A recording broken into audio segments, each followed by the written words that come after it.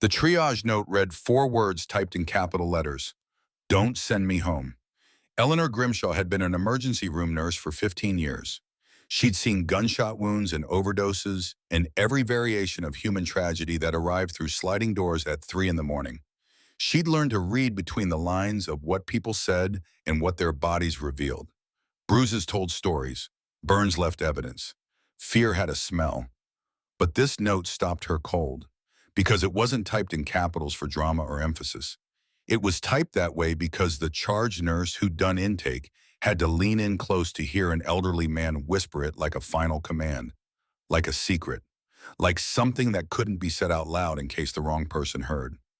The man's name was Theodore Henry Wallace, 78 years old, 5 feet 10 inches tall, 118 pounds. That last number made Eleanor's jaw tighten. A man that height should weigh 165 pounds, minimum. Theodore Wallace had lost 47 pounds from somewhere. And looking at him now lying on the gurney in Bay 4 of St. Vincent Hospital's emergency department, Eleanor could see exactly where those pounds had gone. Gone. Just gone. Starved away. It was 11:52 p.m. on Friday, December 20th, 2024. Outside, the temperature had dropped to 16 degrees below zero. The kind of cold that made metal burn when you touched it. The kind of cold that killed people who stayed outside too long. Inside Bay 4, something colder was revealing itself. The fluorescent lights hummed overhead with that particular frequency that lived in every hospital in America. Down the hall, a heart monitor beeped its steady rhythm. Someone laughed at the nurse's station. Normal sounds, safe sounds, the sounds of a place where people came to be helped. But Theodore Wallace hadn't come here for help. He'd come here to escape. Eleanor pulled on fresh gloves and stepped through the curtain into Bay 4. The man on the gurney looked impossibly small against the white sheets. His hospital gown hung loose on a frame that had once been solid. Military-bearing, Eleanor thought. You could still see it in the way he held his shoulders despite the pain. Despite everything. His forearms were mapped with bruises. Purple, yellow, green. Different stages of healing. A timeline written on skin. And there on his left forearm, 3 circular marks that Eleanor recognized immediately. Cigarette burns. Her pulse started hammering. The man's eyes were closed. His breathing was shallow. An IV line ran into his left arm, delivering fluids his body desperately needed.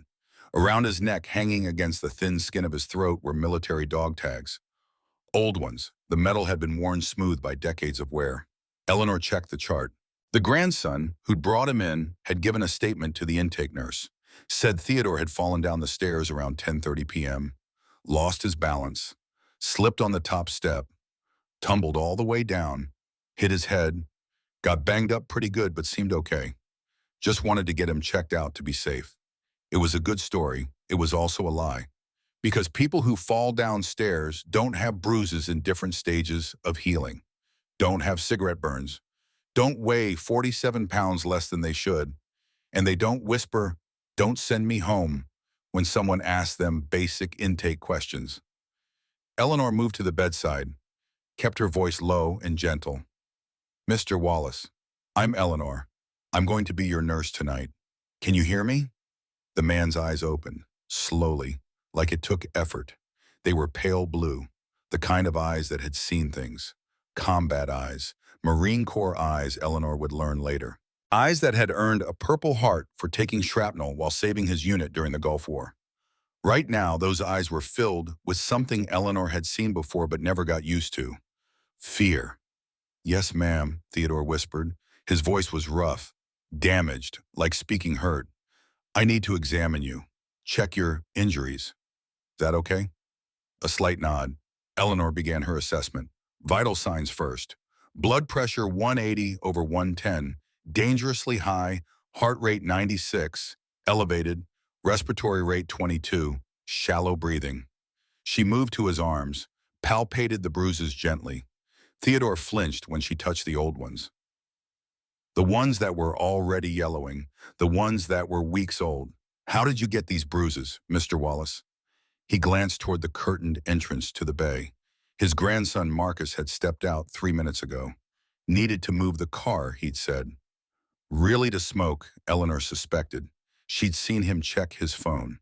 Seen the way he'd answered every question she'd asked Theodore before the old man could speak. Seen how Theodore flinched when Marcus moved too quickly. She'd seen enough, Sir Eleanor said quietly. Your grandson isn't here right now. It's just you and me. How did you get hurt? Theodore's hand moved to his dog tags, a gesture Eleanor would see him repeat throughout the night, touching the metal, feeling the weight, remembering who he used to be. When he spoke, his voice was barely above a whisper. My grandson, Marcus. He pushed me. Eleanor stopped documenting, gave him her full attention. Why I asked for dinner. Theodore's eyes were wet now. I hadn't eaten since morning toast.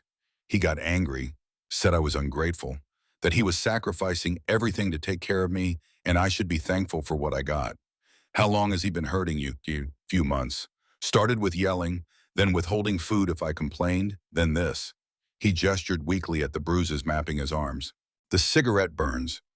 The visible evidence of systematic cruelty. Eleanor positioned herself between the bed and the curtain.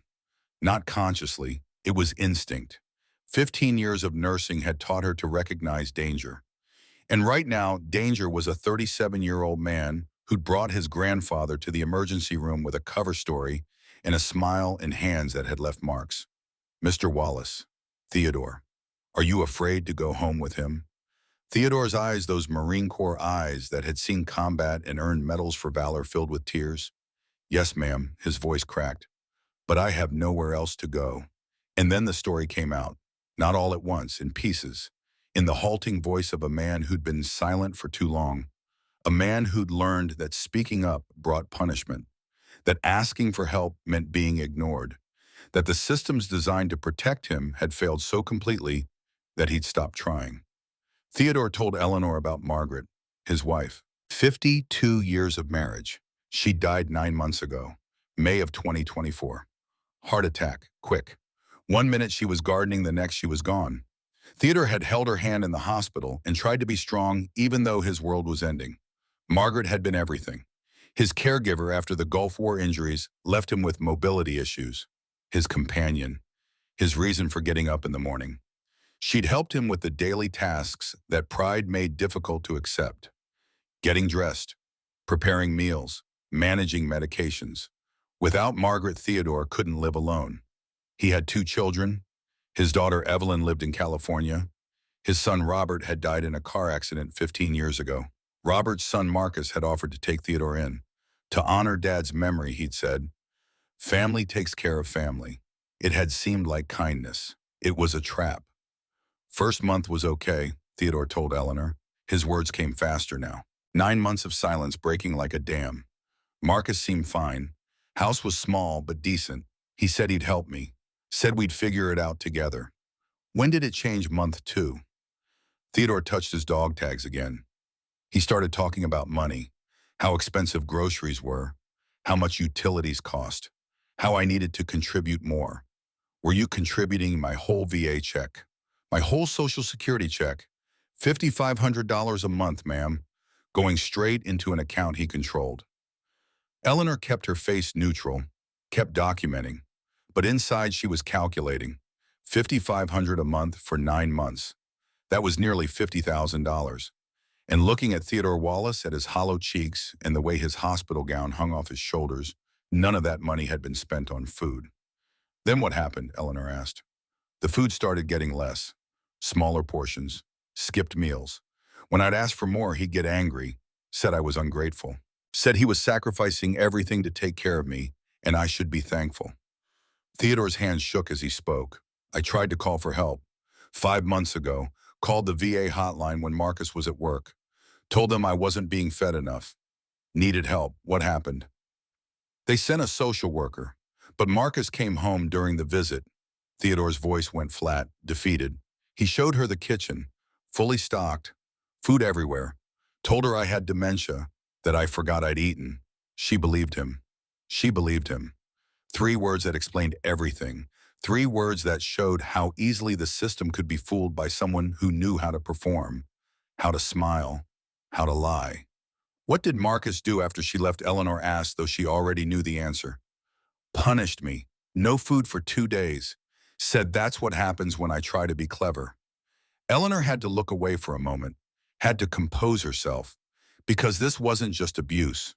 This was premeditated, systematic. A grandson who'd figured out exactly how to isolate his grandfather from every system that should have protected him.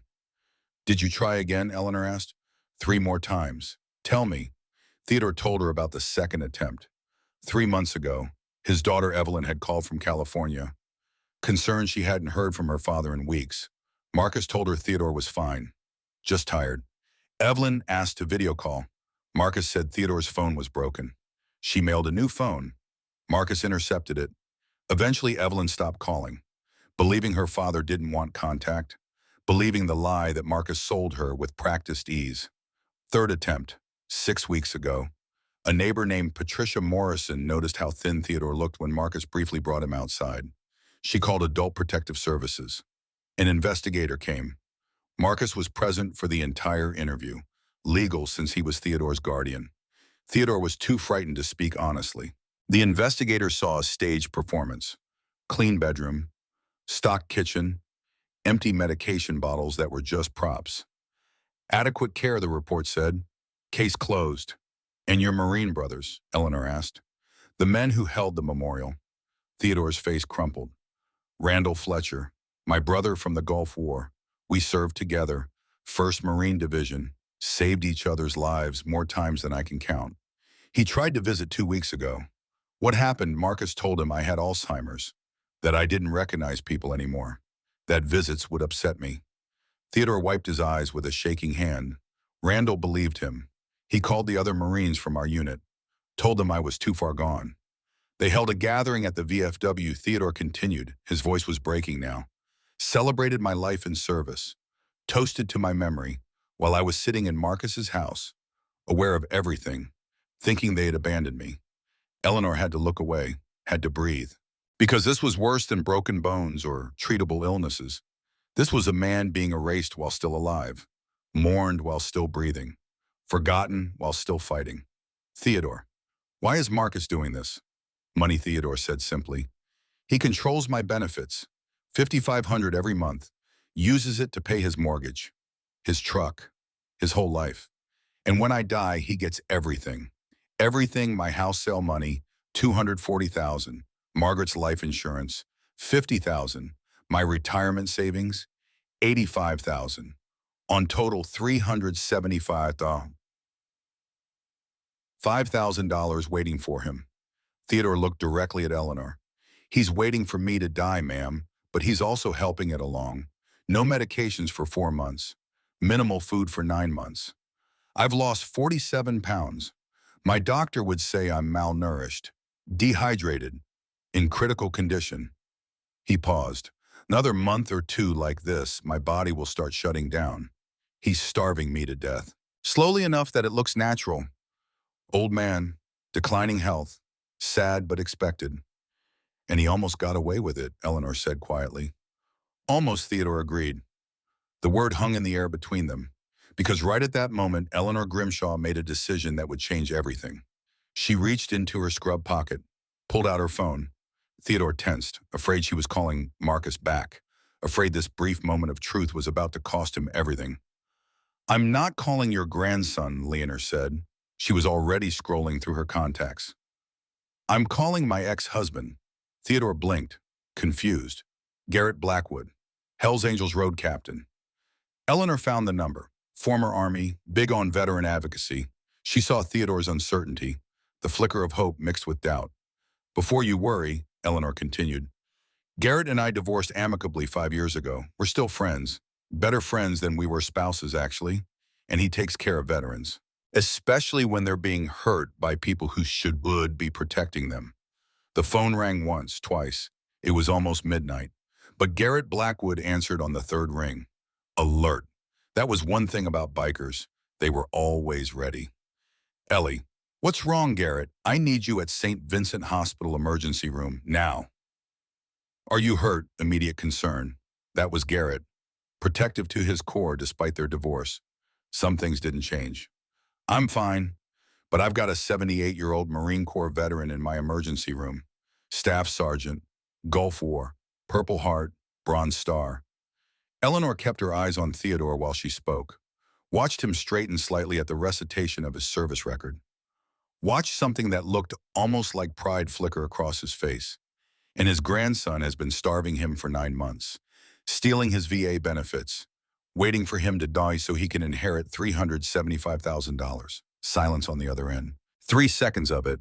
Then Garrett's voice came back and it had changed, gone from concern to something harder, something that sounded like purpose. A Marine being abused. Yes, he weighs 118 pounds, Garrett. Should weigh 165. Cigarette burns on his forearm. Grandson hasn't filled his medications in 4 months. Heart meds, blood pressure meds, diabetes medication, all free through the VA. Marcus just stopped getting them. Eleanor was speaking faster now, the details tumbling out like evidence in a trial she was already building. VA social services failed him. Adult Protective Services investigated and walked away. His own Marine brothers think he has dementia because the grandson lied to keep them away. They held a memorial gathering for him, Garrett, at the VFU while he's still alive and aware. She took a breath. He just begged me not to send him home because he'd rather die with honor in this hospital than surrender to his grandson. Another pause. Longer this time. Eleanor could hear Garrett processing, making decisions. That was what combat veterans did. They assessed the situation and acted. When Garrett spoke again, his voice was steel. Don't let that veteran leave your emergency room. I'm 15 minutes out. A pause. Ellie, I'm calling Priest. This is code fallen veteran. Every brother within 200 miles is about to know a Marine needs us. The line went dead. Eleanor turned to Theodore. His eyes were wide, hope and fear mixing in equal measure. Like a man who'd been drowning for so long, he wasn't sure he remembered how to breathe air. Theodore. Can I call you Theodore? He nodded. Theodore, I'm going to tell you something and I need you to trust me. My ex-husband Garrett is Hell's Angels. Before you judge. She saw the flicker of uncertainty cross his face. The cultural conditioning, the media images. Bikers meant trouble. These men are veterans, Eleanor continued. Fathers, brothers, they protect people, especially veterans. When Garrett gets here, there will be more of them. Lots more. And they're going to make sure you never go back to Marcus's house. How many is lots more? Theodore's voice was still weak. But there was something new in it now. Something that sounded almost like hope. Eleanor smiled. How many Marines would show up if one of your brothers was in trouble? Understanding dawned in Theodore's eyes. All of them, exactly. So when Garrett calls the Brotherhood about a Marine Corps veteran being abused, neglected, and isolated by someone stealing his benefits. When he tells them a Purple Heart recipient from Desert Storm is in danger. How many Hell's Angels do you think will show up? Theodore stared at her. Then for the first time in 9 months, he felt something he thought he'd lost forever. He felt like someone gave a damn. You really believe me? His voice broke on the words. Theodore. Eleanor squeezed his hand carefully, mindful of the bruises. I've been an ER nurse for 15 years. I know defensive bruises. I know cigarette burns. I know what starvation looks like. She leaned closer. Your grandson is going to say you fell. He's going to say you're confused. He's going to say you have dementia. But I've spent 20 minutes with you. You're sharp as a tack. You remember your service number, your unit, your Marine brothers' names, your wife Margaret, who died 9 months ago. Eleanor positioned herself more firmly between Theodore's bed and the curtained entrance. You don't have dementia. You have a grandson who's trying to murder you slowly for money, and I'm not letting that happen. She looked at him with the same intensity she'd used when she told Intake to code the note in capitals. You survived the Gulf War. You're going to survive this. Theodore's hand went to his dog tags, held them, felt the weight of them. Semper Fi, he whispered. Semper Fi, Eleanor repeated. Now let's get you protected. What Theodore didn't know yet was that Garrett Blackwood had already made 2 more calls by the time he started his motorcycle. The first was to Victor Sullivan, known to everyone as Priest, 61 years old, president of the Toledo Hells Angels chapter. Former Marine Corps himself, served 1990 to 2010. A man who understood exactly what it meant when someone called about a brother in danger. The second call was to Gerald Harrison, known as Bones, 56 years old, retired Toledo police detective, 20 years on the force. Still had contacts in every department that mattered. What Marcus Wallace didn't know was that in exactly 14 minutes, his entire carefully constructed lie was going to start unraveling. And what neither of them knew was that Theodore's story was about to become something bigger than one veteran, one nurse, one phone call. It was about to become a lesson in what happens when you hurt someone who served, when you steal from someone who sacrificed, when you assume that cruelty can hide in plain sight forever. Because Brotherhood doesn't run on rules or procedures or office hours. Brotherhood runs on a code, and the code says you don't abandon your brothers, ever. 3 minutes after Eleanor's call, Garrett Blackwood was on his Harley Davidson. The engine roared to life in the frozen December night. 46 years old, 6 feet tall, broad shoulders, wearing his black leather Hells Angels vest over a gray thermal shirt. The road captain patch visible even in the darkness. 5 minutes after that, his phone buzzed with incoming calls. Brothers responding to the code fallen veteran alert that Priest had sent out to every chapter within 200 miles. 8 minutes after Eleanor hung up, Victor Priest Dalton was already coordinating a response that would bring riders from 4 counties. But back in Bay 4, Marcus Wallace was returning.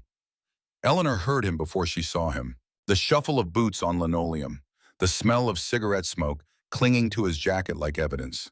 She turned from her computer station where she'd been documenting Theodore's injuries in painstaking detail. Every bruise, every burn, every sign of systematic neglect. This wasn't just a medical chart anymore. This was evidence. "Everything okay?" Marcus asked. His tone was casual, too casual, the tone of a man who believed he was in complete control. "Mr. Wallace has significant injuries and concerning vital signs," Eleanor said, keeping her voice professionally neutral. "The doctor has ordered a full workup. He'll need to be admitted overnight for observation." It was a lie, but it was a lie that bought time. Marcus's expression shifted, just slightly, a tightening around his eyes. "Admitted no. He's fine, just bumps and bruises from the fall. We can go home." "Hospital protocol for elderly patients with multiple injuries," Eleanor said. She didn't move from her position between the computer and the bed, between Marcus and Theodore. "Doctor's orders. I'm his legal guardian." Marcus's voice had an edge now. "I have power of attorney. I say he can go home. You can speak to the attending physician." Eleanor held his gaze. But protocol is protocol. For a moment, they stared at each other. Two people who understood exactly what was happening beneath the surface of polite conversation. Marcus could sense something had shifted, but he couldn't quite identify what. Theodore sat silent on the gurney, watching this woman, this nurse he'd met less than 30 minutes ago, stand between him and his grandson like a human shield. No one had done that in 9 months.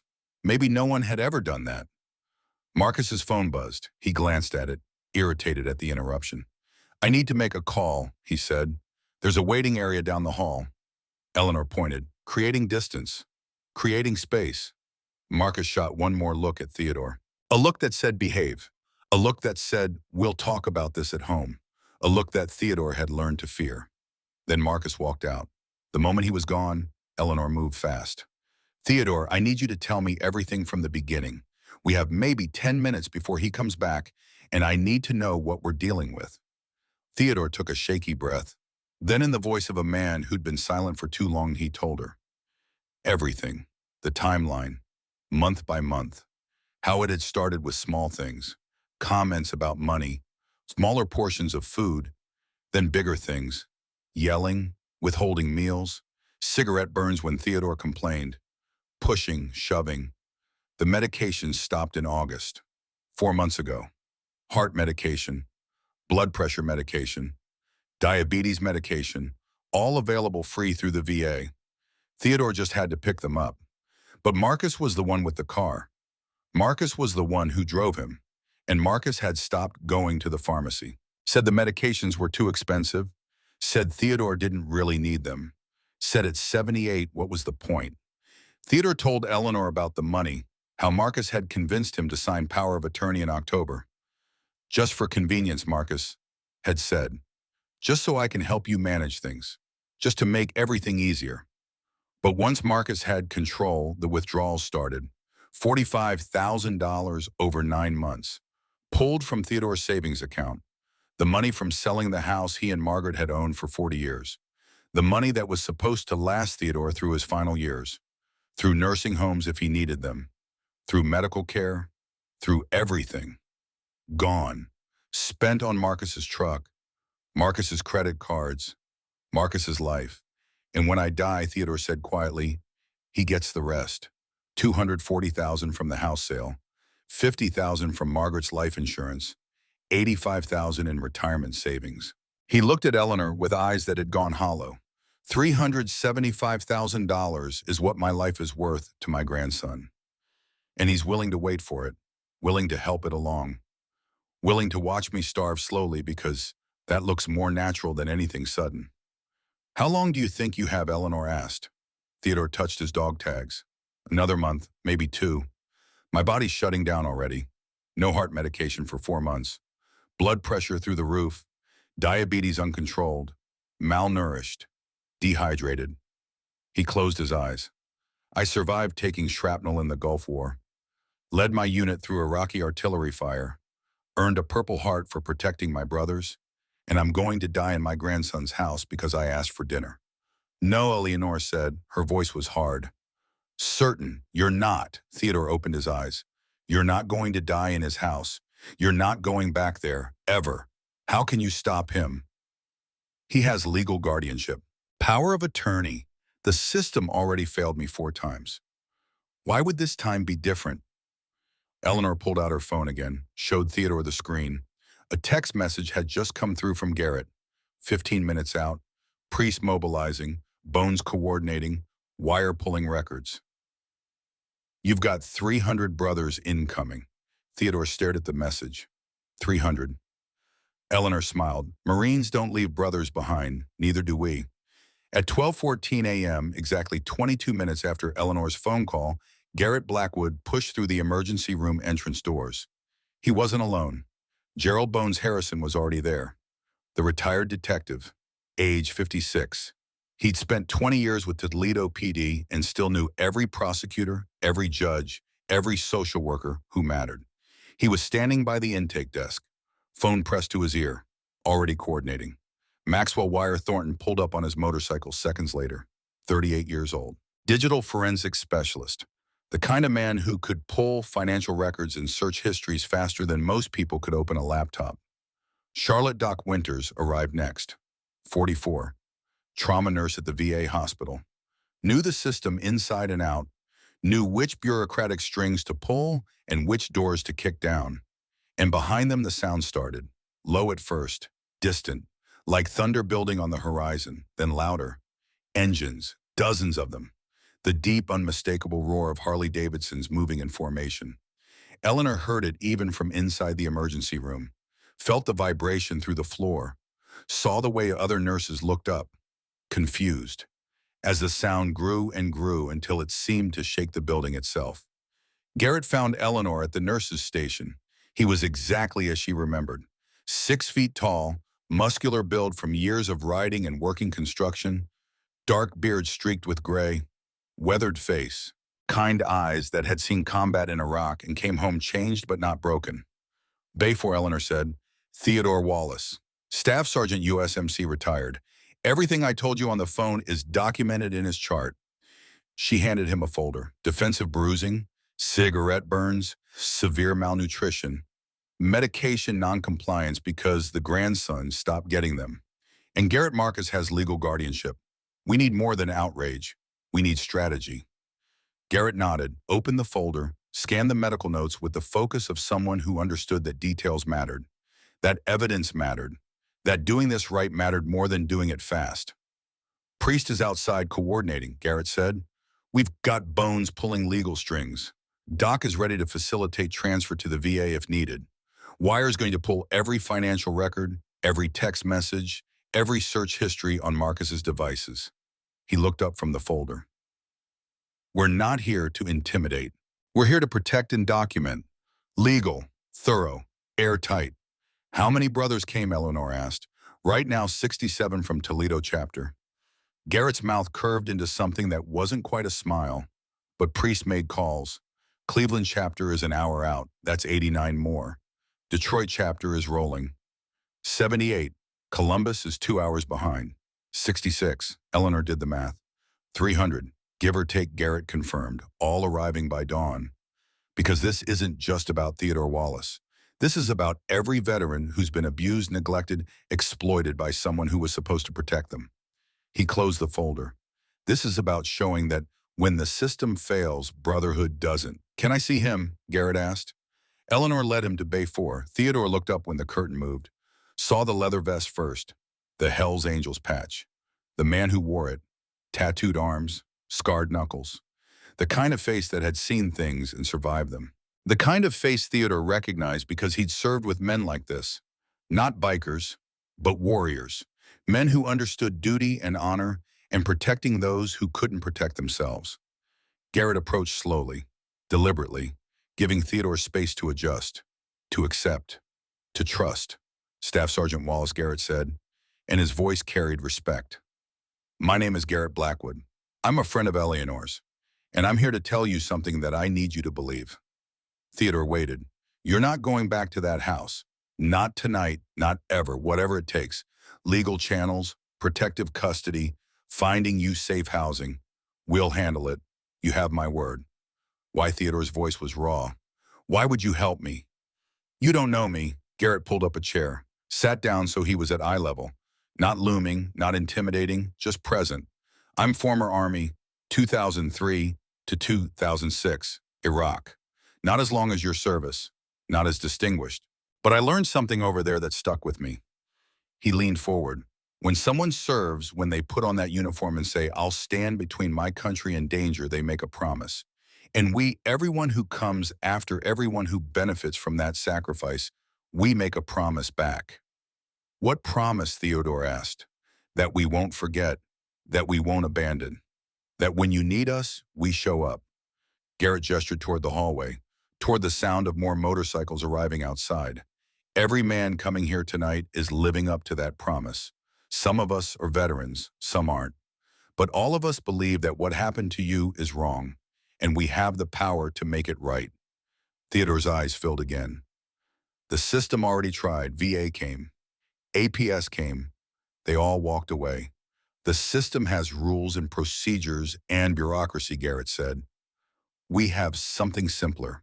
We have each other. And we have time. Because none of us are leaving it until you're safe. A voice came from the curtain entrance.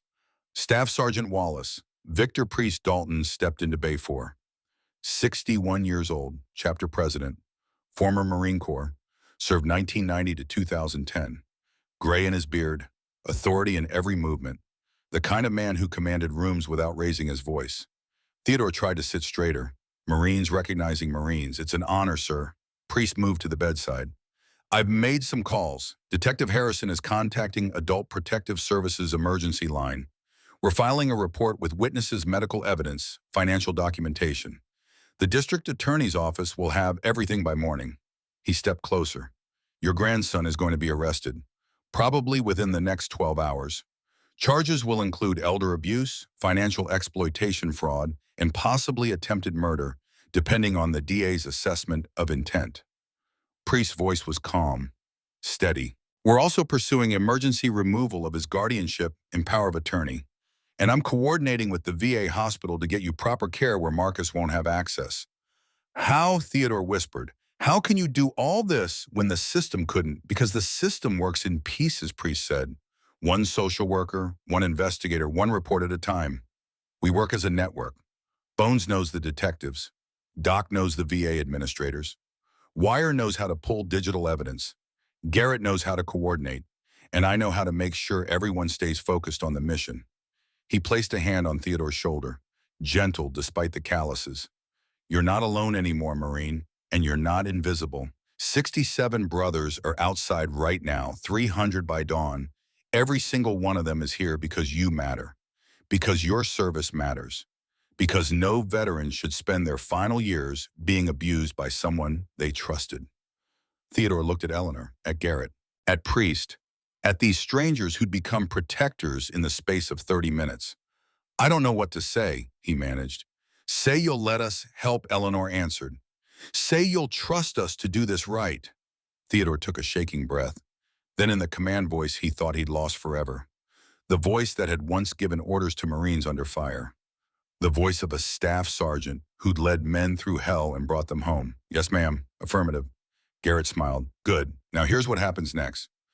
By 1:30 a.m., the St. Vincent Hospital parking lot looked like a gathering of thunder. 67 motorcycles stood in perfect formation across the overflow lot, not blocking traffic, not creating case, just present. Chrome gleaming under the sodium lights, leather vests bearing the same insignia, men standing in small groups, speaking in low voices, waiting for orders. The night security guard had come out twice, uncertain, until Bones showed him his retired detective badge and explained what was happening. After that, the guard just nodded and went back inside. Sometimes you knew when to step aside and let things unfold. Inside Bay 4, the small emergency room bay had been transformed into a makeshift command center. Wire was setting up his laptop on the rolling table, typing rapidly, fingers flying across keys with the precision of someone who'd done this 100 times before. "I've got a warrant being drawn up," Bones announced, walking back in with his phone still in his hand.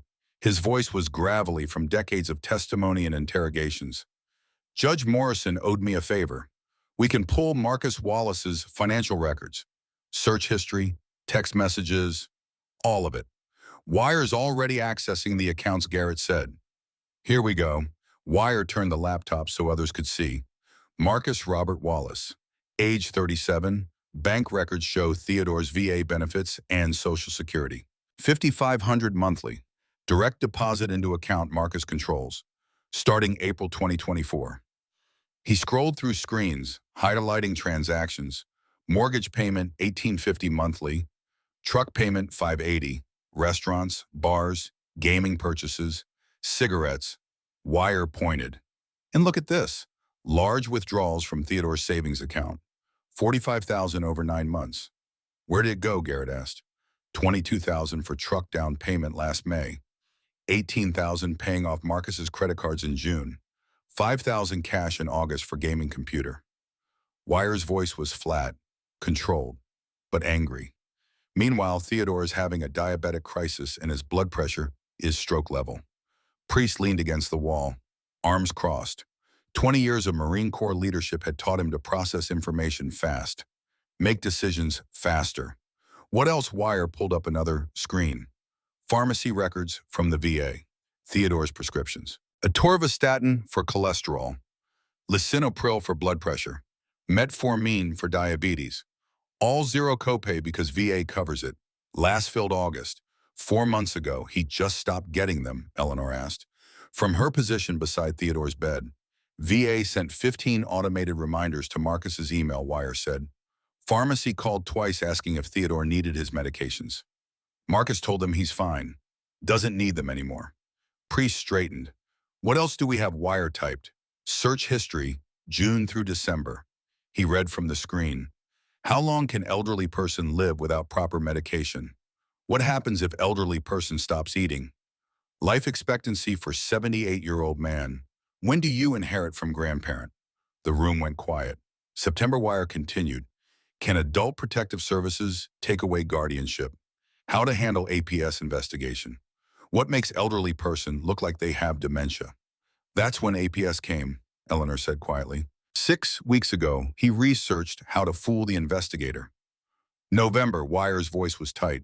How to delay family visits during holidays. Average inheritance amount from grandparents. Can family sue for elder abuse? He looked up. And then 2 days ago, how to cancel family Christmas visit without being suspicious. What happens if elderly person dies right before holidays? Theodore's hands gripped the bed rail. Evelyn, my daughter, she's supposed to visit for Christmas 5 days from now. He's running out of time, Bones said. Daughter shows up, sees your condition, everything falls apart. Priest nodded. Text messages. What do we have? Wire pulled them up. Conversation with someone named Derek Hutchins, July 15th. Marcus writes, dude having grandpa here is paying my mortgage. His VA benefits like $5,500 a month. He scrolled. October 3rd. Marcus asks, how long you think old people last without their heart? Meds, Derek responds. WTF, man. Is your grandpa okay, Marcus? Yeah, he's fine. Just expensive to keep getting his prescriptions. Thinking about cutting back. Derek. That seems dangerous. Marcus. He's 78. He's going to die soon anyway. Why waste money on meds? Eleanor's jaw tightened. Garrett's fists clenched. Priest's expression didn't change, but something in his eyes went cold. December 10th, wire continued. Marcus to Derek. My aunt keeps asking to video call with Grandpa. I keep making excuses. Can't let her see how he looks. Derek, why what's wrong with how he looks, Marcus? He's kind of skinny. She'd freak out. Easier if he just doesn't make it to Christmas. Bones looked at Priest. Premeditated. That's not neglect. That's intent. Priest turned to Theodore. Staff Sergeant Wallace, this grandson of yours has been systematically starving you, stealing from you, researching how to make your death look natural, and waiting for you to die so he can inherit $375,000. Theodore met his eyes. Yes, sir. Priest's voice was gentle but firm. We're going to stop him. We're going to get you safe. We're going to make sure he faces justice for what he's done. He paused. But I need you to understand something. This is going to get harder before it gets easier. There will be court hearings, testimony. Your daughter will need to be involved. The system that failed you 4 times is going to have to work this time because we're going to make it work. Are you ready for that fight? Theodore touched his dog tags. The gesture that grounded him, that reminded him who he was. Staff Sergeant Theodore Henry Wallace, United States Marine Corps, 1st Marine Division, Gulf War veteran, Purple Heart, Bronze Star, still here, still fighting, Semper Fi, Theodore said. His voice was stronger now. Marines don't quit. I'm ready, Good Priest said, because your fight just got 300 brothers behind it. Outside in the parking lot, the sound of engines continued. More motorcycles arriving. More brothers responding to the call. Cleveland chapter rolling in. Detroit not far behind. Columbus on the way. 300 men who didn't know Theodore Wallace, but knew that when a veteran needed help, you showed up. You didn't ask questions, didn't debate, didn't wait for someone else to handle it. You just came, because that was the code, and the code didn't fail. The investigation moved fast. Wire's fingers flew across the keyboard, databases opening, financial records scrolling, the digital footprint of a man who thought he'd covered his tracks, but hadn't counted on someone who knew where to look. Theodore watched from his hospital bed. Watched these men he'd never met work with the precision of a military operation. Bones on the phone with judges and prosecutors. Wire pulling records. Garrett coordinating outside with the growing number of motorcycles in the parking lot. It reminded Theodore of something. The planning sessions before missions. The way his unit used to move. Each man knowing his role. No wasted motion. No hesitation. He'd forgotten what that felt like. To be part of something bigger than yourself.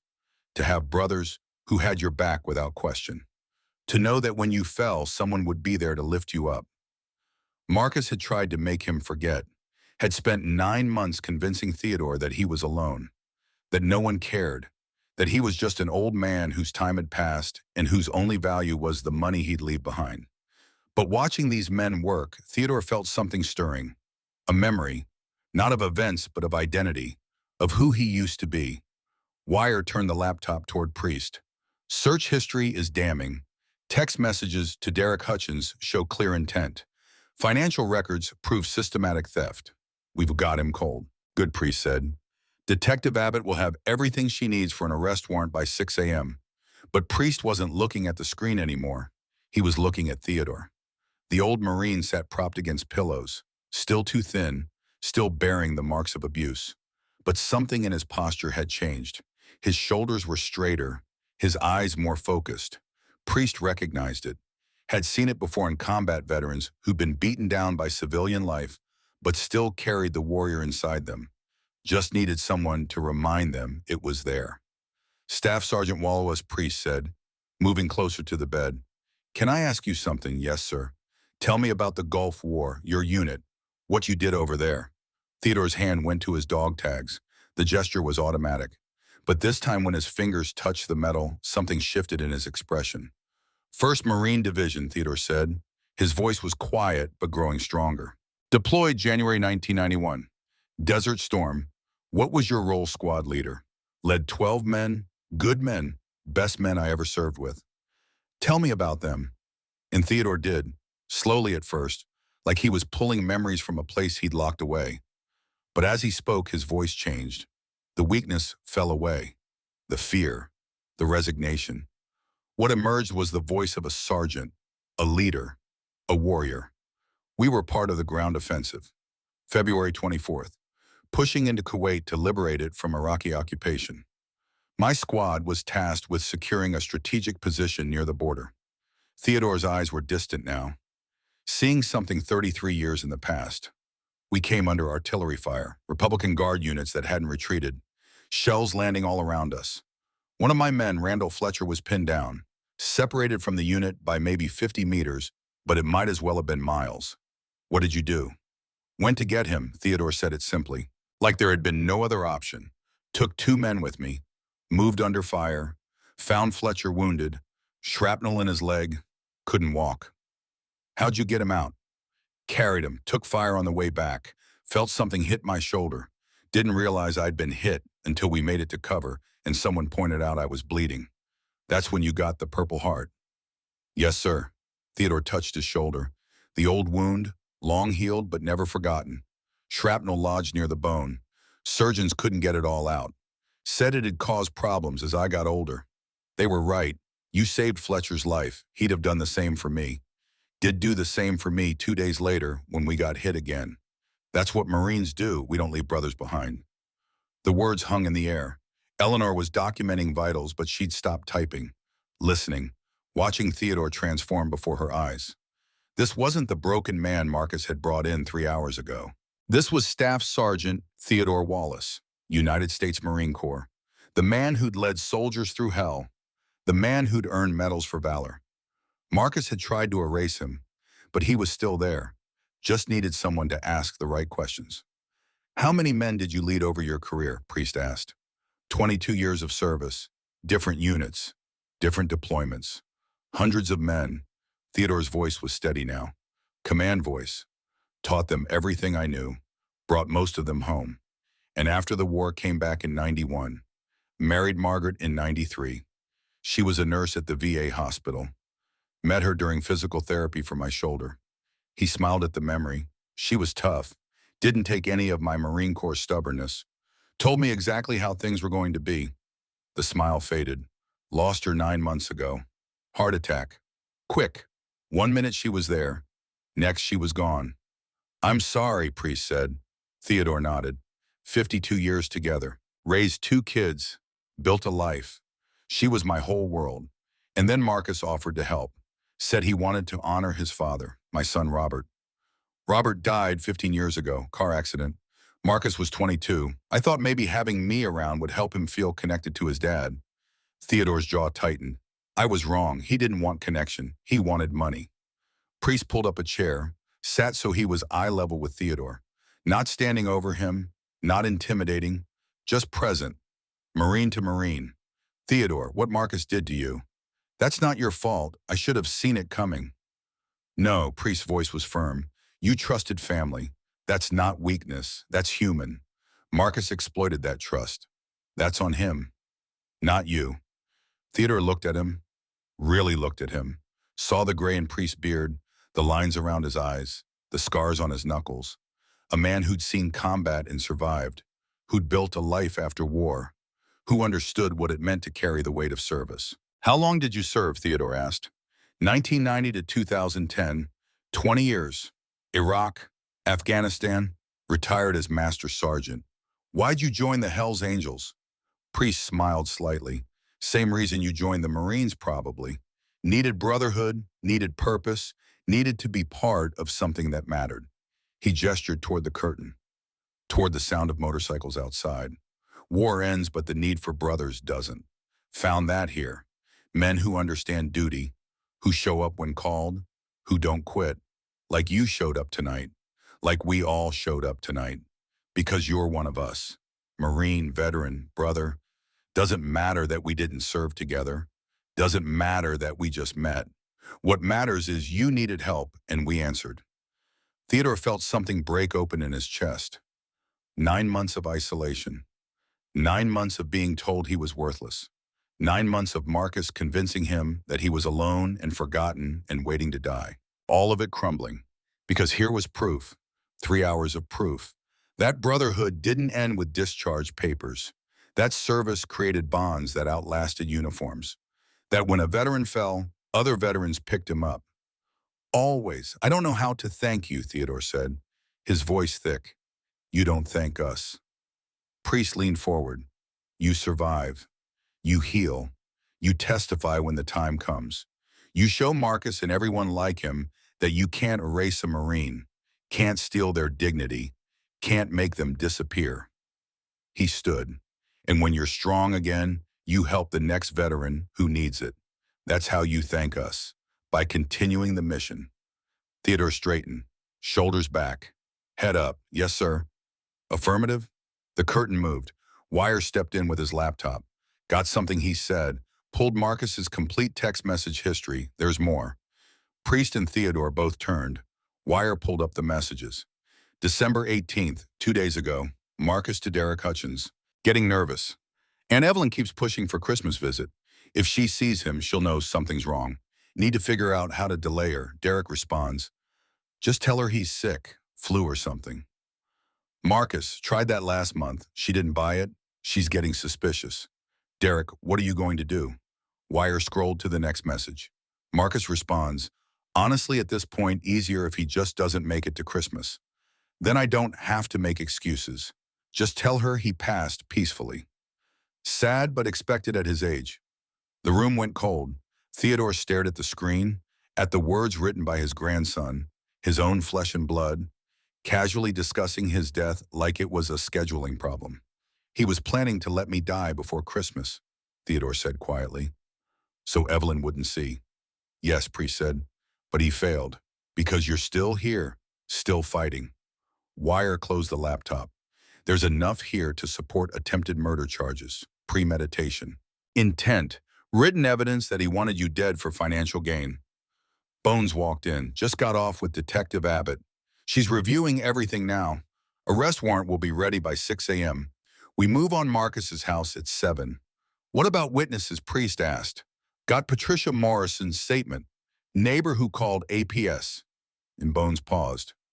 Randall Fletcher is here. Says he's Theodore's Marine brother from the Gulf War. Priest, you called him, I did. Told him the truth. That Theodore doesn't have Alzheimer's. That he's been abused. That Marcus lied to keep him away. Bones looked at Theodore. He wants to see you. If you're up for it. Theodore's face did something complex. Joy and pain and shame all mixed together. The man who'd served beside him. Who'd saved his life and been saved in return. Who'd believed Marcus's lies because why wouldn't he? Who'd organized a memorial service while Theodore sat in Marcus's house, alive and aware and abandoned. Yes, Theodore said. Send him in. Randall Fletcher stepped through the curtain 30 seconds later. 75 years old, still broad-shouldered despite his age, wearing a Gulf War veteran baseball cap and a jacket bearing his VFW post number. His face was weathered, lined, the face of a man who'd seen combat and carried it with him. When he saw Theodore, his expression crumbled. Tommy, just that, one word, the nickname from 33 years ago, and both men started crying. Randall crossed the space between them, grabbed Theodore's hand, both of them shaking. I'm so sorry, Randall said, his voice breaking. He told me you didn't remember me, told me you had Alzheimer's, that you didn't recognize anyone, that visits would upset you. Tears running down his face. We held a memorial, Tom, at the VF, 8 of us from the unit. We honored you, told stories about Desert Storm, about you carrying me out under fire, about your leadership, your courage. He gripped Theodore's hand harder. We toasted your memory while you were alive. God forgive me. We left you behind. You didn't know, Theodore managed, his own tears flowing freely now. I should have known. Randall's voice was raw. Should have insisted on seeing you. Marines don't leave brothers behind, and I left you behind. You're here now, Theodore said. That's what matters. Randall pulled up a chair, sat close, didn't let go of Theodore's hand. Tell me everything. What he did, how long, all of it. And Theodore did. Told Randall the whole story, month by month. The food withheld, the medications stopped, the isolation, the fear, the slow realization that Marcus was waiting for him to die. Told him about calling the VA, about the social worker who believed Marcus's dementia story, about Patricia Morrison calling APS, about Evelyn being cut off. Told him about the memorial service, how he'd heard about it through a neighbor who mentioned it, how he'd sat in Marcus's house knowing his brothers thought he was dead inside. That was the worst part, Theodore said. Worse than the hunger, worse than the pain. Knowing you all thought I'd forgotten you, that I'd lost my mind, that I wasn't worth visiting. Randall was crying openly now. Other brothers in the room respectfully turned away, gave them space. We should have come anyway, Randall said. Should have pushed past Marcus. Should have trusted our instincts. He looked at Theodore. You know what I said at the memorial? I said you were the best squad leader I ever served under, that you saved my life in Kuwait, that I owed everything to you. And I meant it, Tom. Every word. Theodore squeezed his hand. I know. So I'm here now, and I'm not leaving. Whatever you need. Testimony, support, a place to stay when you get out of here. I'm here. Thank you, Fletch. The old nickname. From the war, from firefights and fear and brotherhood forged in combat. Randall smiled through his tears. Haven't heard you call me that in years. Haven't felt like myself in years, Theodore admitted. Priest stepped forward. Mr. Fletcher, we need your statement. What Marcus told you, when he prevented you from visiting. Everything you remember, Randall nodded, wiped his eyes, shifted from grieving friend to focused witness. 2 weeks ago, I called Marcus's house. Wanted to visit, check on Tom. Marcus said Theodore was declining rapidly, that he had Alzheimer's, that he didn't recognize people anymore, that visits caused agitation. Go on. Marcus said the doctor recommended against visits, that it was better to remember Theodore how he was, that seeing him confused would be too painful. And you believed him. Why wouldn't I? Randall's voice was bitter. He was family. I thought he was taking care of Tom. I thought I was respecting Theodore's dignity by staying away. What did you do then? Called the other Marines from our unit. 8 of us scattered across Ohio. Told them Theodore was too far gone. We decided to honor him while we could still share the memories. The memorial service. Yes, December 10th.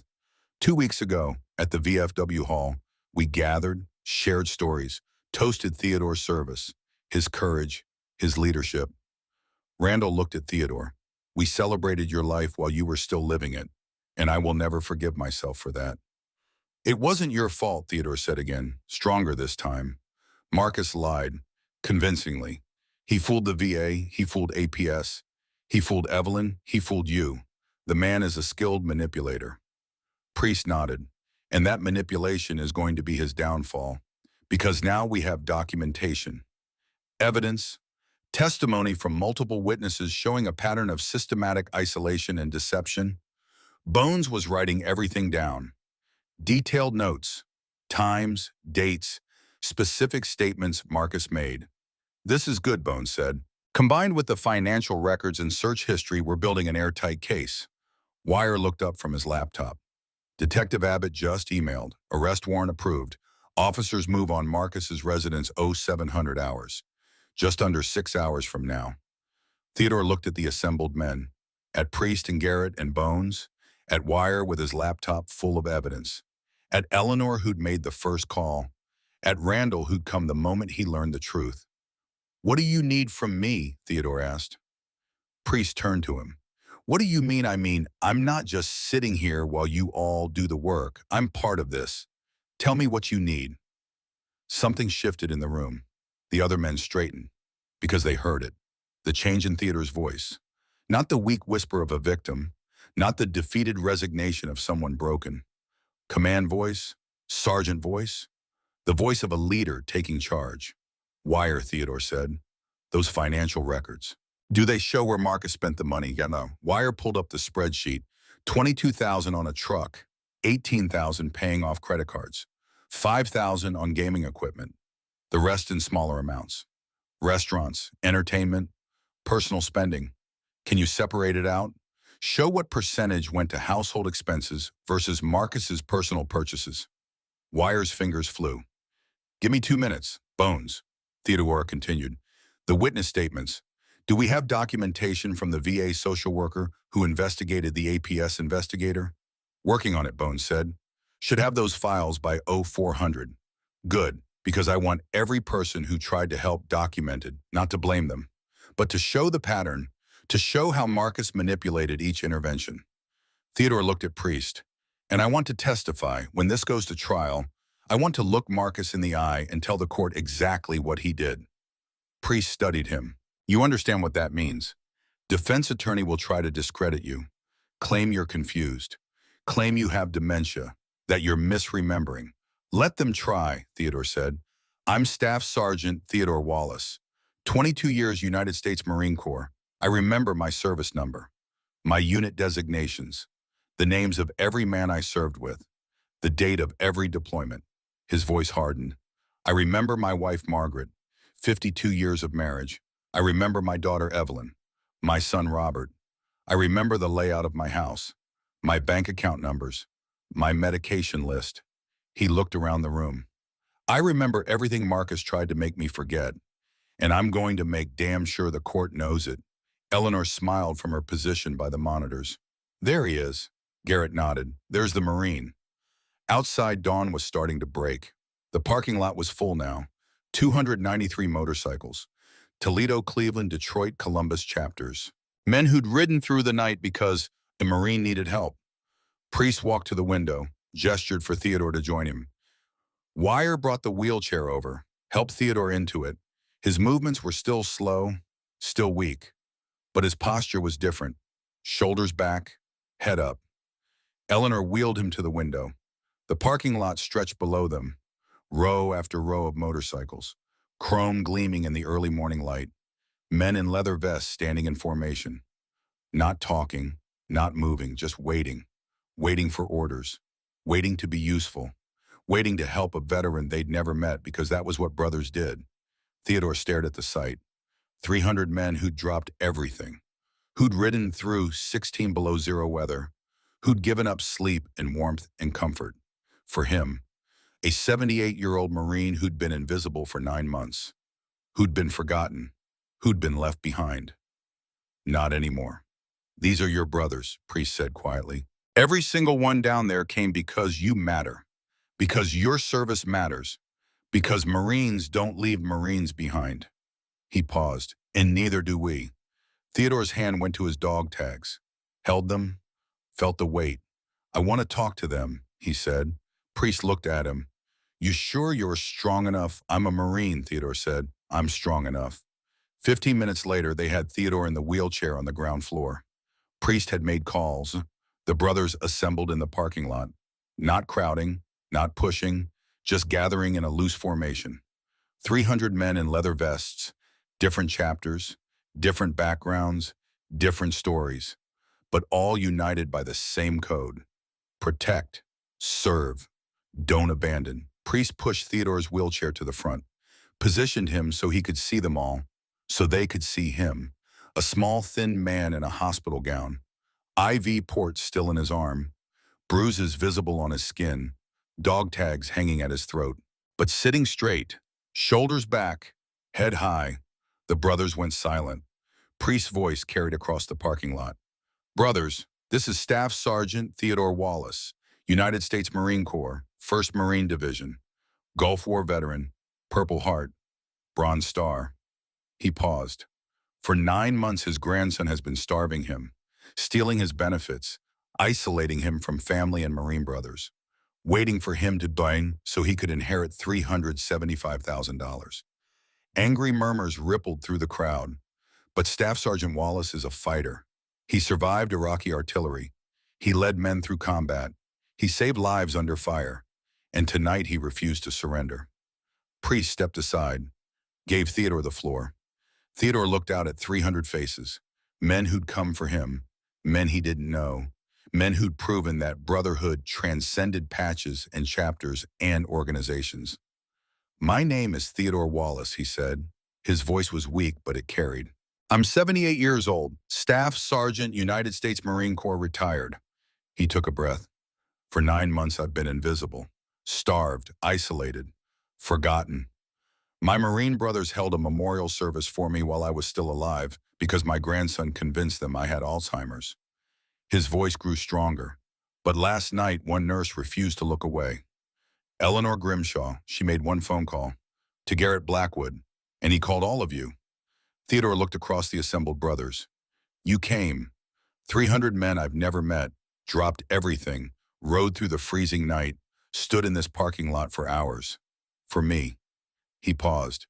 You gave me back something my grandson tried to steal. My dignity, my voice, my identity as a Marine.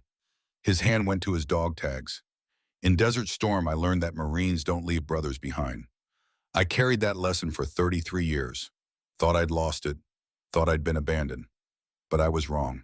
Because you're all here and you've shown me that brotherhood doesn't end with discharge papers. Doesn't end with age. Doesn't end ever. Theodore's voice filled with emotion. I'm going to testify.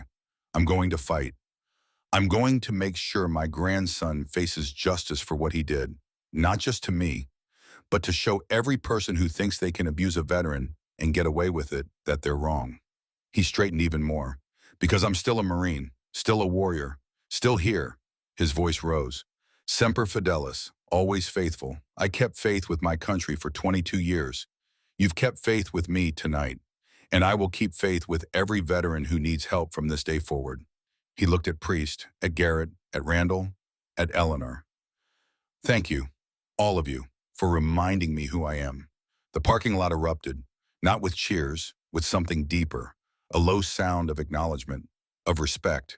Some brothers saluted, others just nodded. They'd come to help a veteran in danger. They'd witnessed a warrior reclaim himself.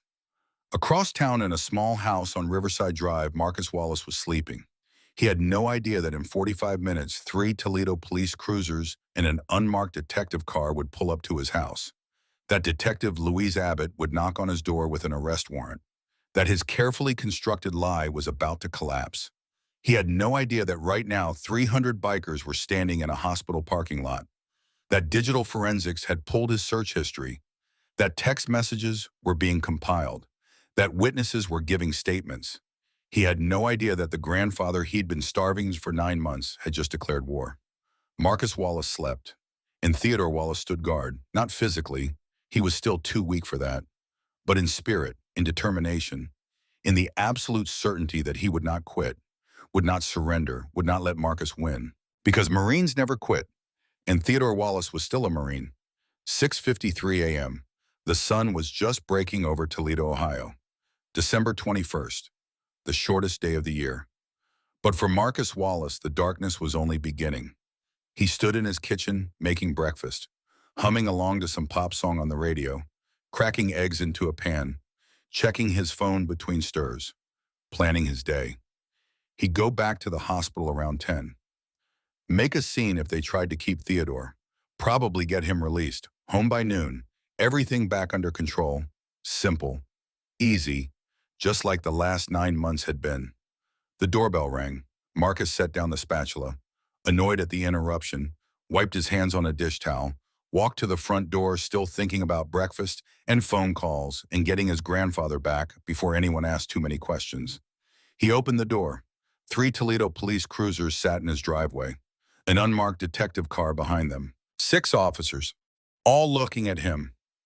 Detective Louise Abbott stood on his front step, 48 years old, 20 years with the Elder Abuse Unit. She'd seen every variation of cruelty that family members could inflict on vulnerable adults. Seen financial exploitation, seen neglect, seen systematic abuse. This case was all 3. Marcus Robert Wallace, she said, holding up her badge. Yeah, you're under arrest for elder abuse, financial exploitation, fraud, and grand theft. You have the right to remain silent. Anything you say can and will be used against you in a court of law. Marcus's face went through a sequence of expressions in 3 seconds.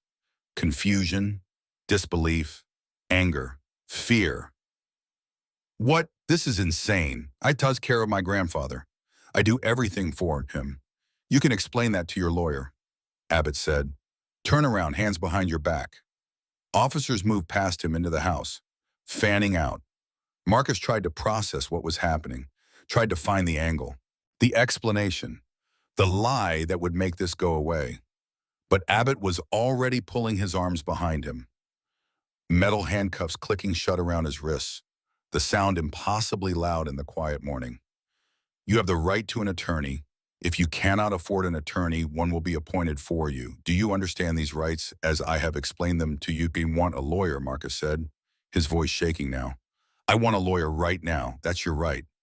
Officers searched the house, following the warrant, looking for evidence that Wire's digital investigation had already found but needed physical confirmation. They found Theodore's bedroom upstairs, the tiny room with a mattress on the floor. No heat. A bucket in the corner because the bathroom was downstairs and Theodore couldn't always make it. They found the latch lock on the outside of the door, the lock that Marcus could secure from the hallway, trapping Theodore inside. They photographed everything. They found the empty medication bottles lined up on a shelf in Marcus's bedroom. Props. Bottles that had never been refilled but were kept visible in case anyone asked questions. They found Marcus's fully stocked kitchen, the refrigerator full of food that Theodore had been denied, the pantry with enough supplies to feed 2 people comfortably, or one person very well and another not at all. They found Marcus's gaming setup, thousands of dollars of equipment, bought with Theodore's money. They photographed everything. Detective Abbott walked Marcus to the cruiser, his face pressed against the door frame as they positioned him. The same hands that had pushed Theodore, that had withheld food, that had withdrawn $45,000 from accounts that weren't his, now cuffed, now caught, now facing consequences. Marcus tried one more time. This is a misunderstanding. My grandfather has dementia. He doesn't know what he's saying. Your grandfather, Abbott said quietly, doesn't have dementia. He has a grandson who systematically starved him, stole from him, and researched how long elderly people survive without medication. She opened the cruiser door. We have your search history, Marcus, your text messages, your financial records, witness statements, medical documentation. We have everything. Marcus went pale.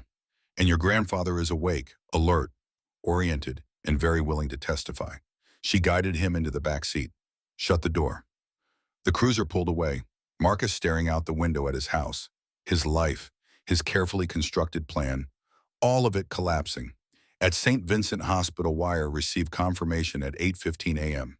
Suspect in custody, bail hearing scheduled 1400 hours today.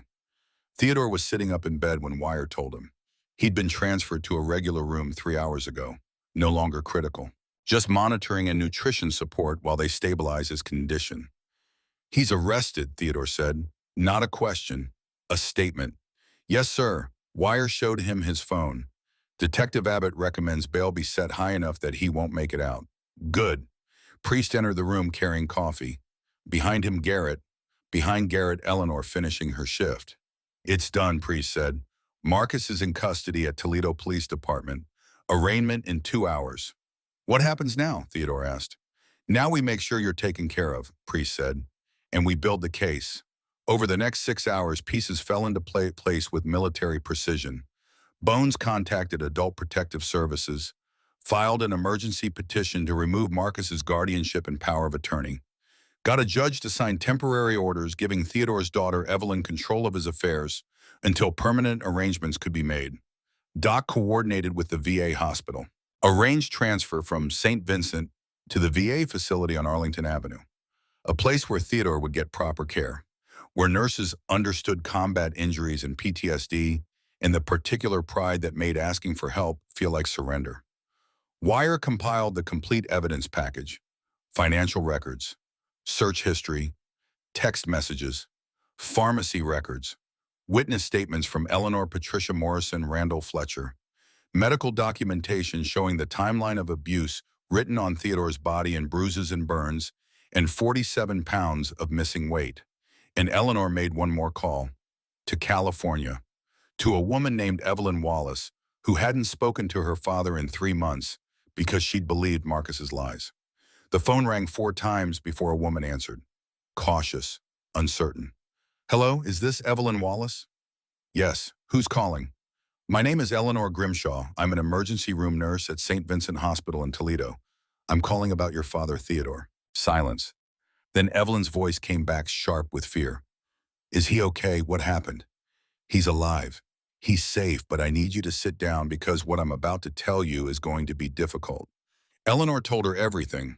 The abuse, the starvation, the isolation, Marcus's lies about dementia and confusion, the memorial service held while Theodore was still alive, the $45,000 stolen, the medication stopped, the plan to let Theodore die before Christmas. Evelyn Wallace cried, then stopped crying. Then her voice went cold and hard. Where is Marcus now in custody? Arrested this morning. Bail hearing this afternoon. Good, I'm getting on a plane. I'll be there tonight. Your father asked me to tell you something, Eleanor said. He said it's not your fault, that Marcus lied to you, that he doesn't want you to feel guilty. Evelyn's voice cracked. I should have known, should have pushed harder. That's what everyone says. But manipulation works because it's convincing. Marcus fooled the VA, fooled Adult Protective Services, fooled your father's Marine brothers. You're not weak for being fooled. He's skilled at lying. Tell my father I'm coming. Tell him I love him. Tell him I'm so sorry. I will. And Evelyn's voice steadied. Thank you for calling me, for calling Garrett, for not looking away. It's what anyone should have done. But most people don't, so thank you. At 2 p.m., Marcus Wallace stood before Judge Catherine Frost for his bail hearing. His public defender, a young woman named Sarah Murphy, argued for low bail. Marcus had no prior record, wasn't a flight risk, had ties to the community, a steady job. Detective Abbott presented the evidence package. Judge Frost reviewed the documents in silence. Financial records showing systematic theft, text messages showing intent, search history showing premeditation, medical records showing the result of 9 months of abuse. The courtroom was quiet except for the sound of papers turning.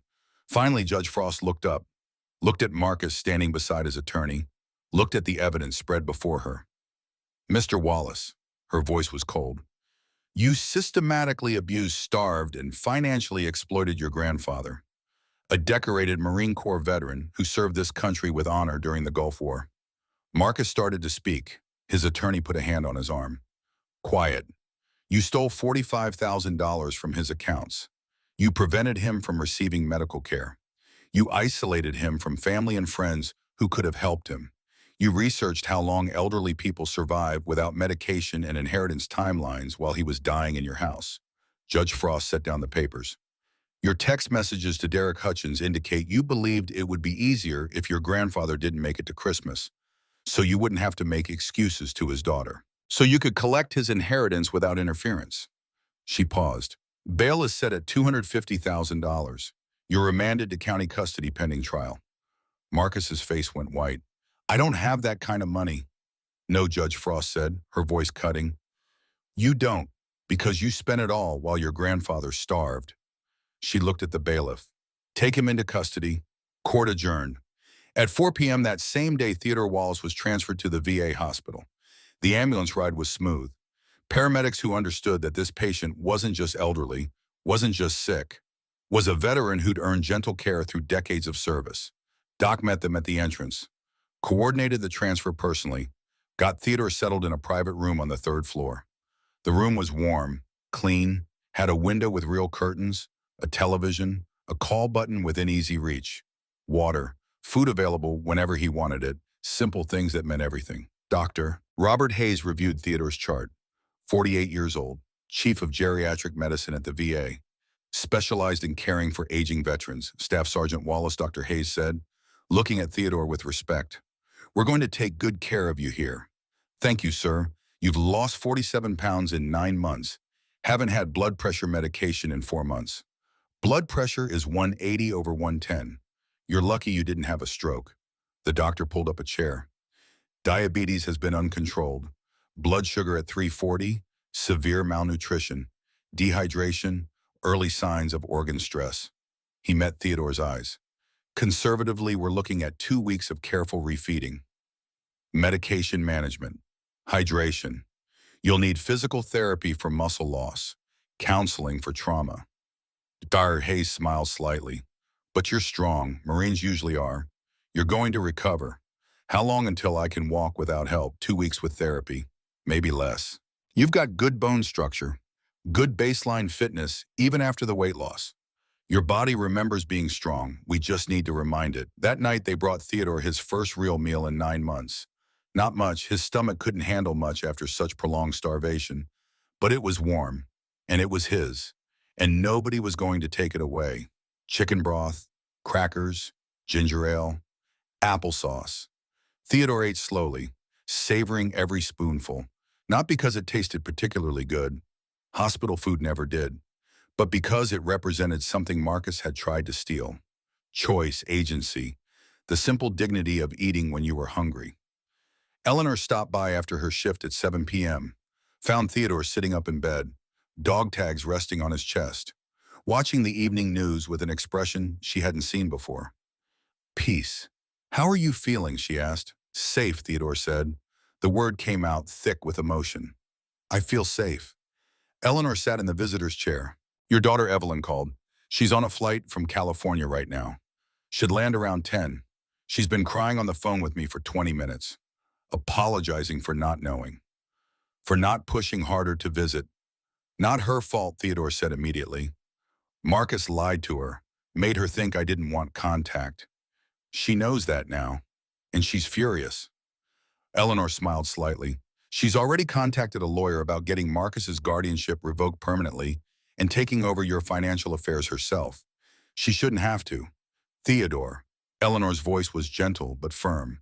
Let people help you. That's not weakness. That's wisdom.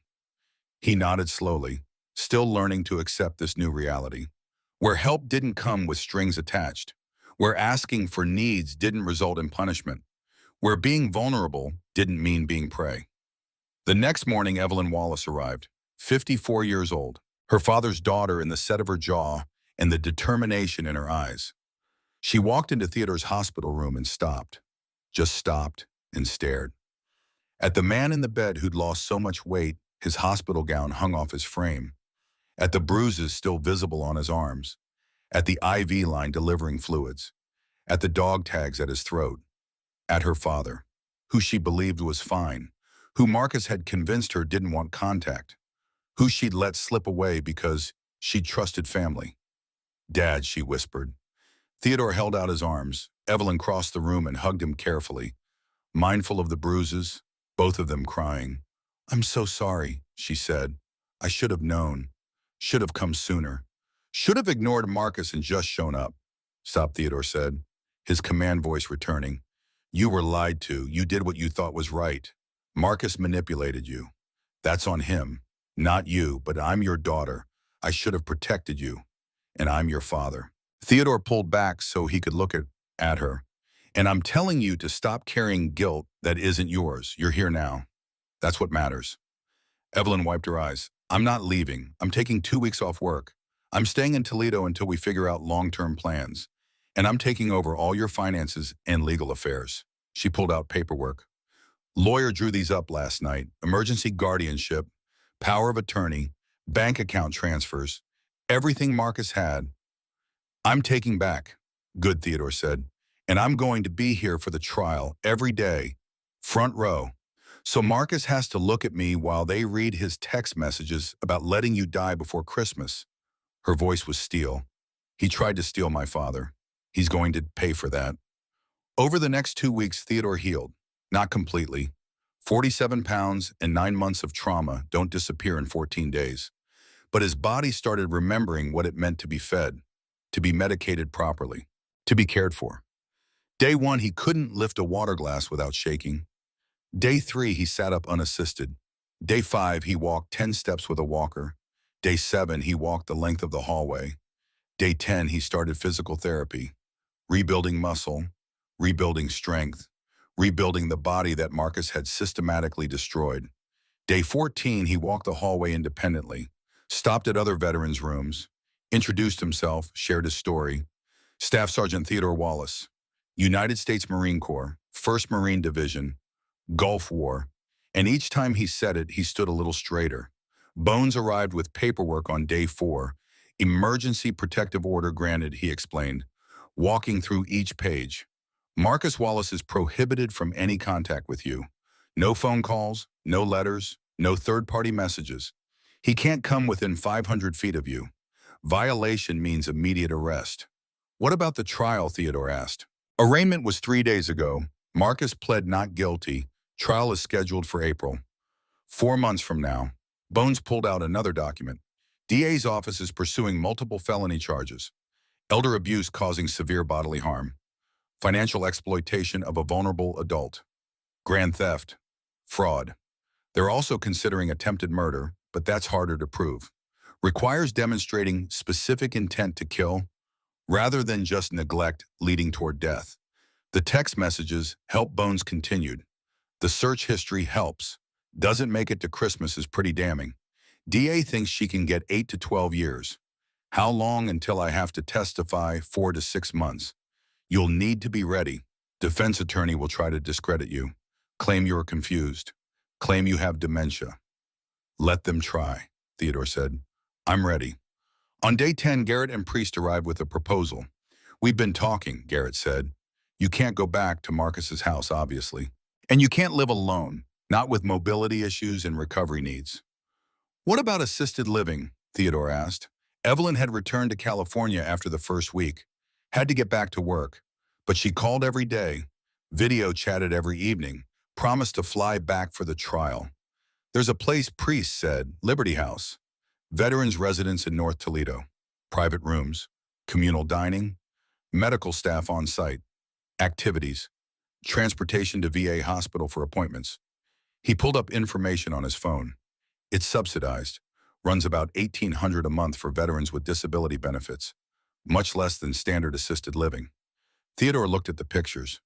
Clean rooms, other veterans, American flags on the walls, a sense of community. Can I bring my things? He asked quietly. My Marine Corps photos, Margaret's picture. It's your room, Garrett said. You make it home. Theodore studied the images. Imagined living there, surrounded by other veterans. People who understood service, who wouldn't judge him for needing help, who'd see the uniform before they saw the age. I'd like to visit it, he said. Before I decide. We'll arrange it, Priest said. On day 12, the Marine brothers came. Randall Fletcher organized it. 8 veterans from Theodore's Gulf War unit.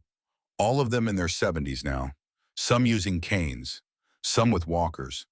But standing straight when they entered Theodore's hospital room.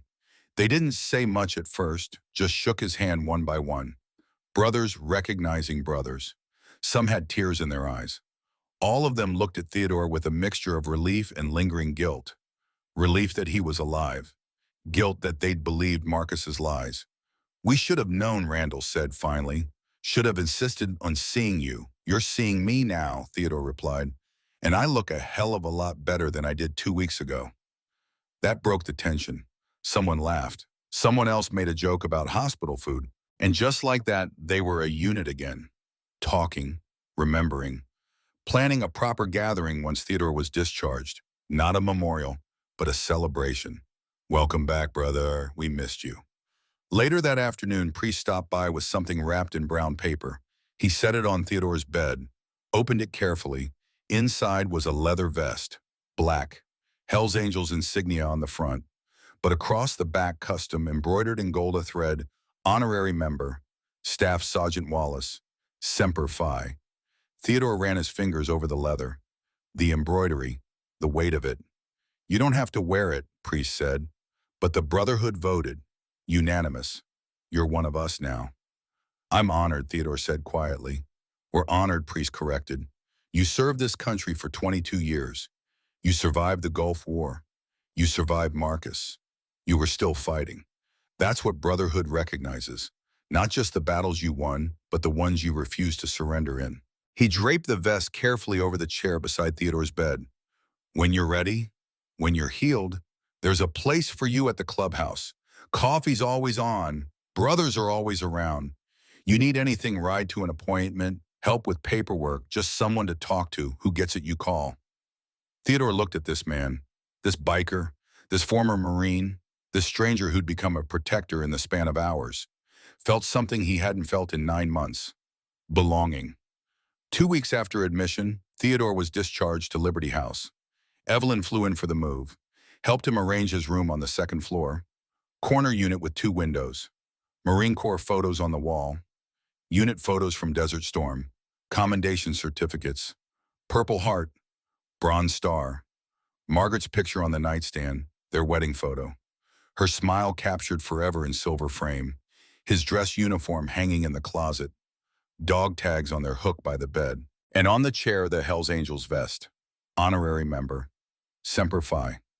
The first night in his new home, Theodore lay in his own bed, in his own room, with a full stomach and his medications properly managed and nobody locking him in.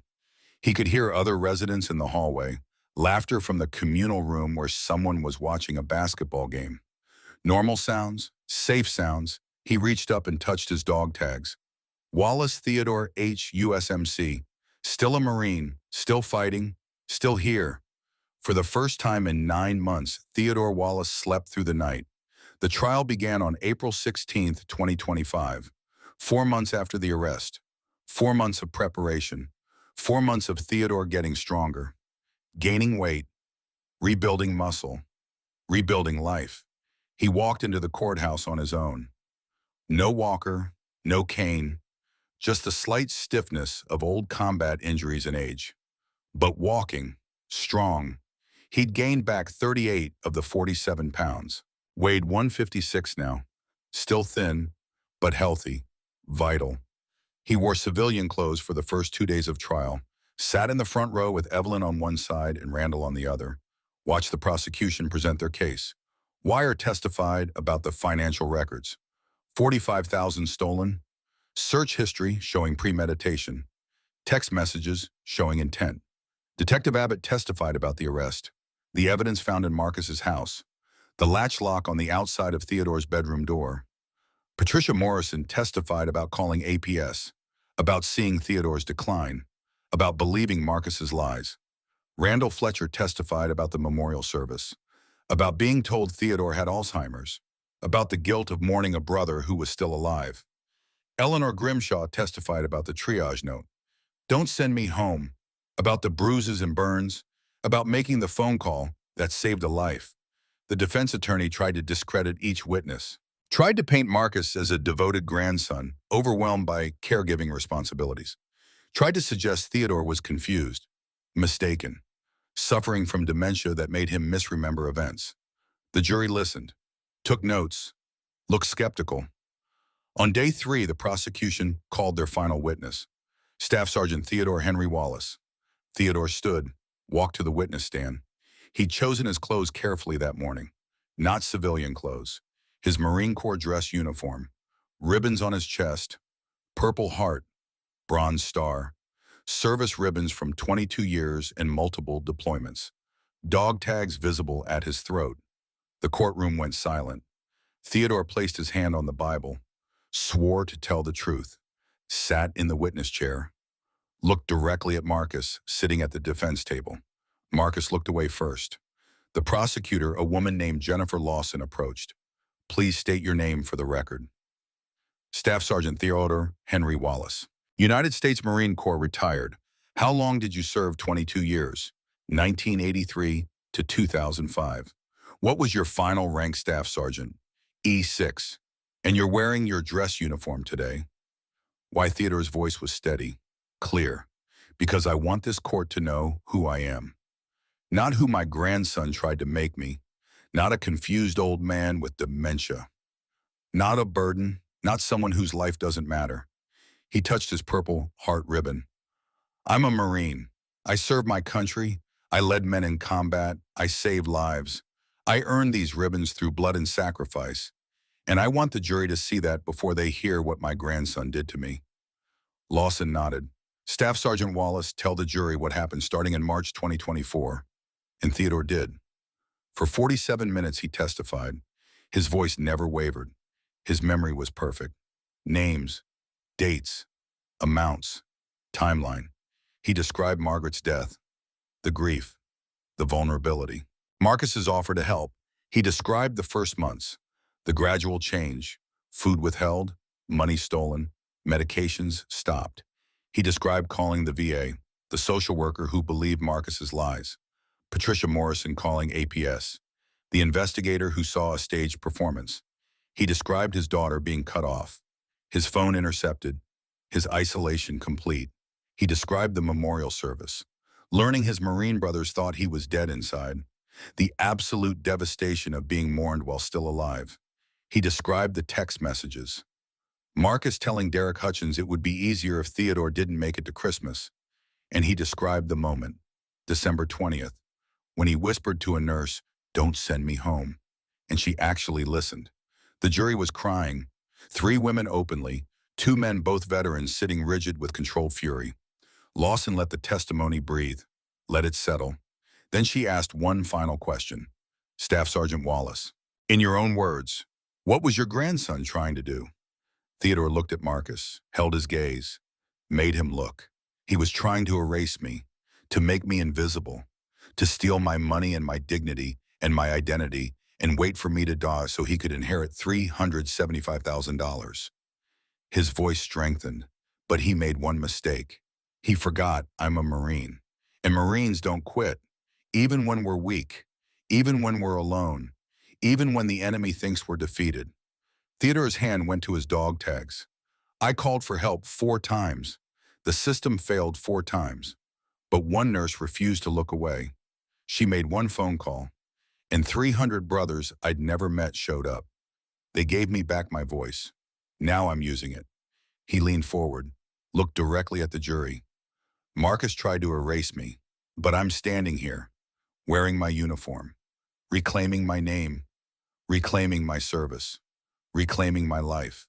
Semper Fidelis, always faithful. I kept faith with my country. My brothers kept faith with me, and I'm asking you to keep faith with justice. Silence in the courtroom, absolute silence. Then Lawson said quietly, "No further questions, Your Honor." The defense attorney stood, approached, asked Theodore about his memory, his medications, his age. Theodore answered every question with precision, cited his service number, his unit designations, the names of men he'd served with, the dates of deployments, his wife's birthday, his daughter's address, his bank account numbers. The defense attorney tried for 20 minutes, then sat down. No further questions. The jury deliberated for 47 minutes.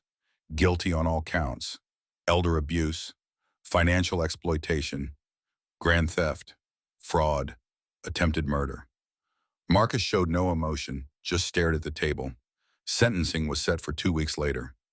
On May 2nd, Marcus Wallace stood before Judge Frost again.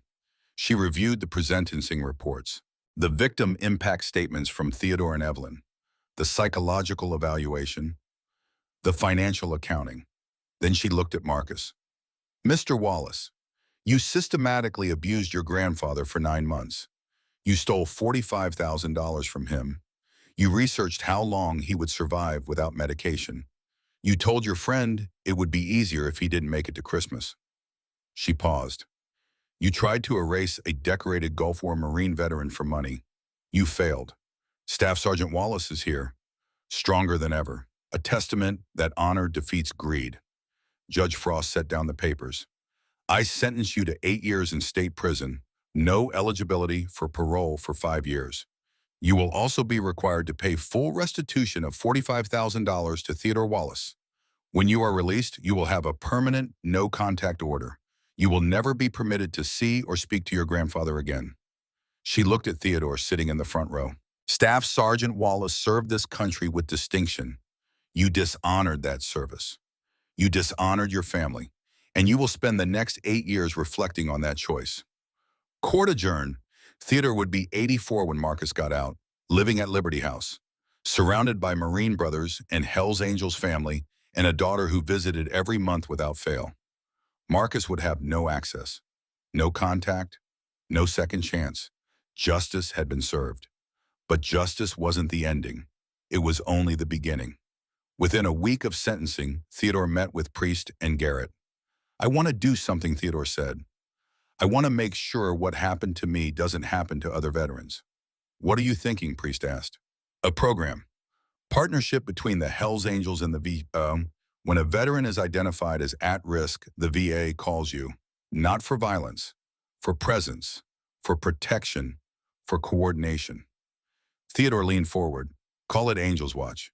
Because someone needs to be watching out for veterans who fall through the cracks. Priest and Garrett exchanged looks. We're in, Garrett said.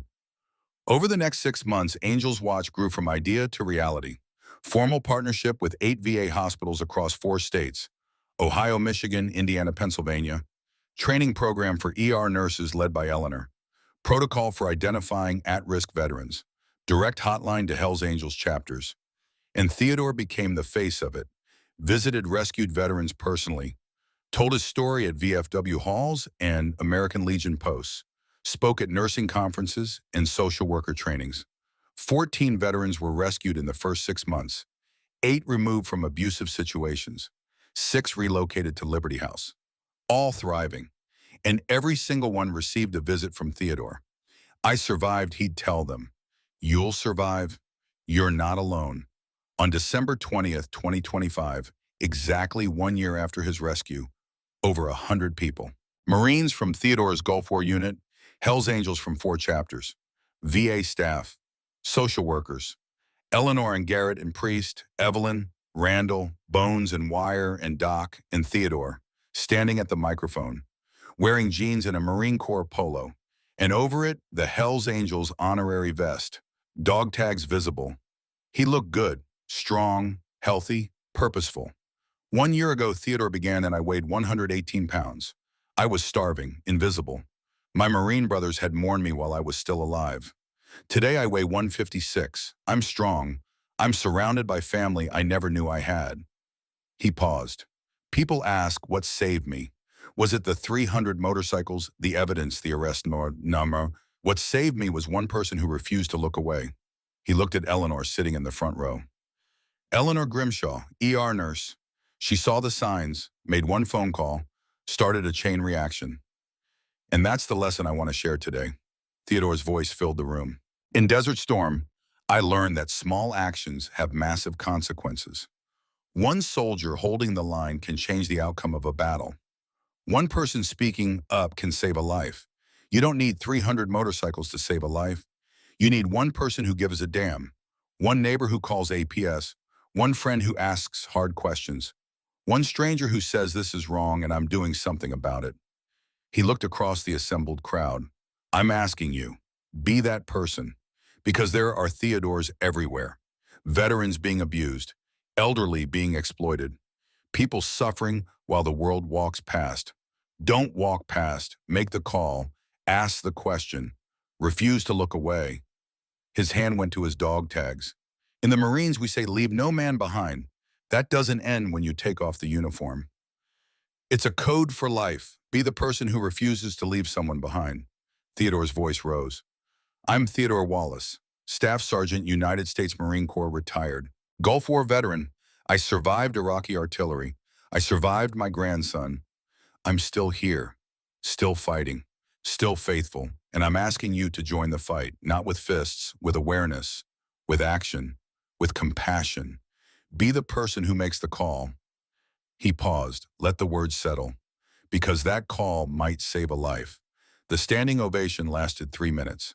Veterans saluting, civilians crying, Hell's Angels standing in silent acknowledgement. Theodore stood at the microphone, shoulders back, head high, still a Marine, still a warrior, still here. Afterward, people lined up to shake his hand, to share their own stories, to promise they'd be more aware, more willing to intervene, more ready to make the call. Theodore stood for 2 hours, greeting each person, listening to each story, offering encouragement and contact information for Angel's Watch. Because this was his mission now, his purpose, the reason he'd survived. Not just to heal, but to help others heal. To turn his pain into protection for someone else. To make sure no veteran ever felt as invisible as he'd felt. That night, Theodore returned to Liberty House, walked to his room on the 2nd floor, unlocked his door, stepped inside, Marine Corps photos on the wall, Margaret's picture on the nightstand, dress uniform in the closet, Hell's Angels vest on the chair, and on the small desk by the window, a stack of letters. Theodore sat down, picked up a pen, began writing. Dear brother, I know you feel invisible. I know you feel forgotten. I know you think nobody cares. You're wrong. I survived what you're surviving. And I'm here to tell you you're not alone. You're not forgotten. You matter. The same courage that got you through war will get you through this. Because Marines don't quit. Ever. If you need help, call Angels Watch. We're standing by, ready to fight for you. Semper Fi Staff Sergeant Theodore Wallace, USMC RT. He sealed the envelope. Placed it on the outgoing mail stack. The seventh letter this week, to 7 different veterans, all referred through Angels Watch, all struggling, all needing someone to tell them they weren't alone. Theodore stood, walked to the window, looked out at the parking lot below. 2 motorcycles sat there, brothers on Angels Watch rotation, checking on Liberty House residents, making sure everyone was safe, always watching, always ready, always faithful. Theodore touched his dog tags, felt the weight of them, the meaning. He'd survived Iraqi artillery, survived loss, survived abuse, survived being erased, and he'd turned survival into purpose. Because the cycle continued. Saved becomes savior. Invisible becomes voice. Victim becomes warrior. Semper Fi wasn't just what he'd survived. It was what he lived. Always faithful, always fighting, always here. For every veteran who needed someone to refuse to look away. For every person who felt invisible. For everyone who needed to know that one phone call could change everything. Theodore Wallace stood at his window. Staff Sergeant, United States Marine Corps, Gulf War veteran, 78 years old, still serving, still protecting, still completing the mission, because Marines never quit, and Theodore Wallace was still a Marine.